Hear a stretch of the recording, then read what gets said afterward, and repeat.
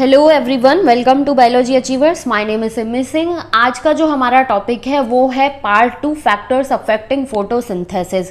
इस first part जो था उसमें हमने सारी बेसिक सी चीज़ें और लाइट जो है फर्स्ट फैक्टर जो है उसके बारे में डिटेल में डिस्कशन कर लिया है। अगर यदि वो वीडियो नहीं देखा है, पार्ट 1 नहीं देखा है, तो प्लीज़ वो वाला वीडियो ज़रूर देखें, क्योंकि उसमें बहुत सारी बेसिक सी चीज़ें हैं जिसके थ्रू फोटोसिंथेसिस का रेट जो है, कार्बन डाइऑक्साइड फिक्सेशन रेट जो है वो अफेक्ट होता है, कैसे अफेक्ट होता है, ये सारी की सारी चीज़ देख चुके हैं। आज का जो हमारा पार्ट होगा उसमें हम देखने वाले हैं कार्बन डाइऑक्साइड कंसंट्रेशन जो है वो कैसे एक अफेक्टिंग फैक्टर है, साथ ही साथ टेम्परेचर, उसके बाद वाटर जो है, इन 3 फैक्टर्स के बारे में इस पर्टिकुलर वीडियो में डिस्कशन करने वाले हैं। सो मूव कर नाउ हम अब पढ़ते हैं carbon dioxide concentration as a factor affecting photosynthesis. Carbon dioxide is the major limiting factor for photosynthesis.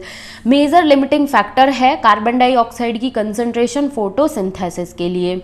The concentration of carbon dioxide is very low in the atmosphere between 0.03 to 0.04%।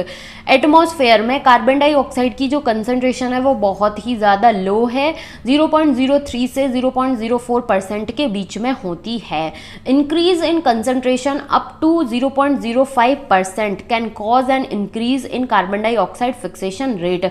अगर यदि हम carbon dioxide की जो concentration है उसको increase कर दें, 0.05% increase कर दें, तो इससे क्या होगा कि जो रेट है कार्बन डाइऑक्साइड फिक्सेशन का वो भी इंक्रीज हो जाएगा।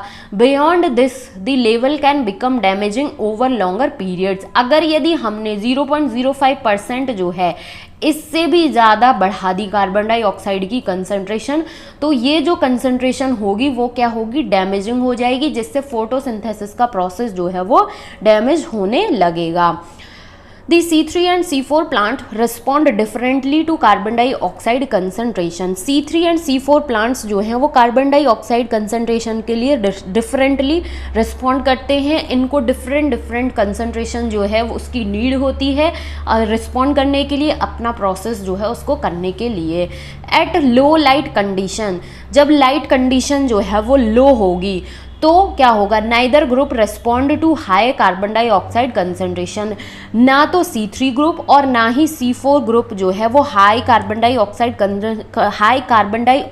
कंडीशन जो है उसके अगेंस्ट रिस्पॉन्ड करेगा। ये कंडीशन कब है, जब लो लाइट कंडीशन है। एट हाई लाइट इंटेंसिटी, जब लाइट इंटेंसिटी हाई होगी तो both C3 and C4 plant show increase in the rate of photosynthesis.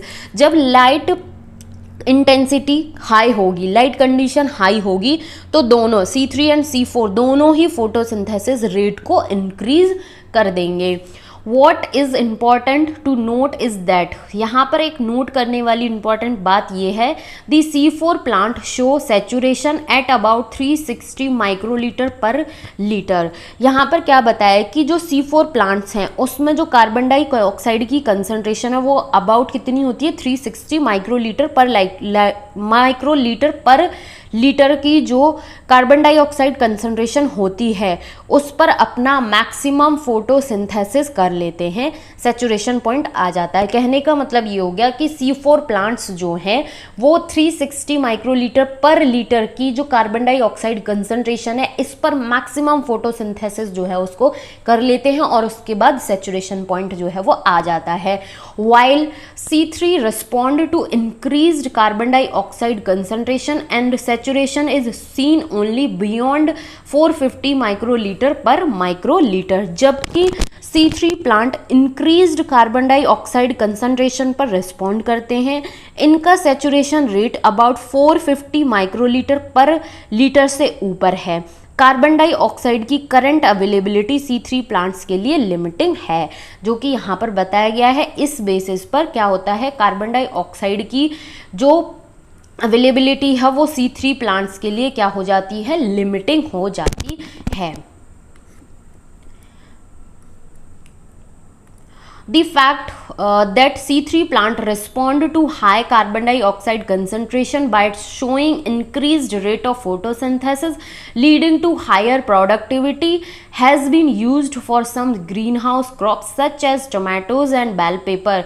They are allowed to grow in carbon dioxide rich enriched atmosphere that leads to higher yield. अब इससे क्या होता है कि C3 plants high carbon dioxide concentration पर respond करते हैं, higher carbon dioxide concentration पर फोटोसिंथेसिस के रेट को इंक्रीज कर देते हैं, जिससे प्रोडक्टिविटी भी जो है वो इंक्रीज हो जाती है।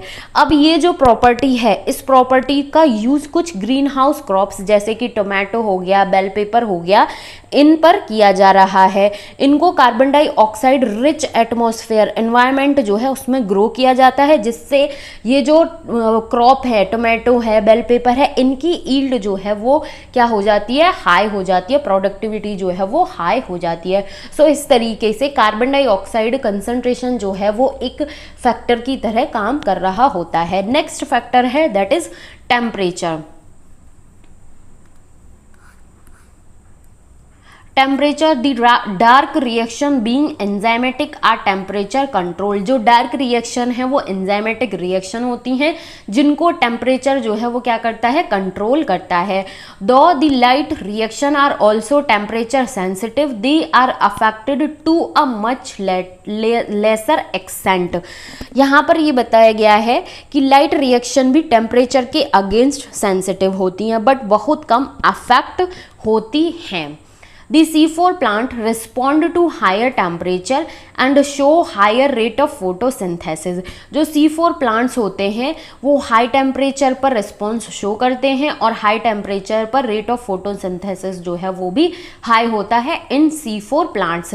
While C3 plants have a much lower temperature optimum. और C3 प्लांट्स जो हैं वो लो टेम्परेचर पर क्या करते हैं, फोटोसिंथेसिस का रेट जो है उसको करते हैं, फोटोसिंथेसिस के प्रोसेस को करते हैं लो टेम्परेचर पर। The temperature optimum for photosynthesis of different plant also depend on the habitat that they are adapted to. Temperature जो ऑप्टिमम टेम्परेचर चाहिए फोटोसिंथेसिस के प्रोसेस को के लिए वो क्या होता है, वो डिफरेंट होता है प्लांट्स में। अब ये जो है ये किस पर डिपेंड करता है कि प्लांट का हैबिटेट जो है वो क्या है, कैसे हैबिटेट में प्लांट जो है वो ग्रो कर रहा है, कैसे हैबिटेट को अडॉप्टेड है। फॉर एग्जाम्पल ट्रॉपिकल प्लांट्स जो होते हैं वो हाई टेम्परेचर ऑप्टिमम होता है, हाई टेम्परेचर पर रिस्पॉन्ड करते हैं, हाई टेम्परेचर पर फोटोसिंथेसिस रेट जो है वो हाई होता है ट्रॉपिकल प्लांट्स, दैट मीन्स कि C4 प्लांट्स में।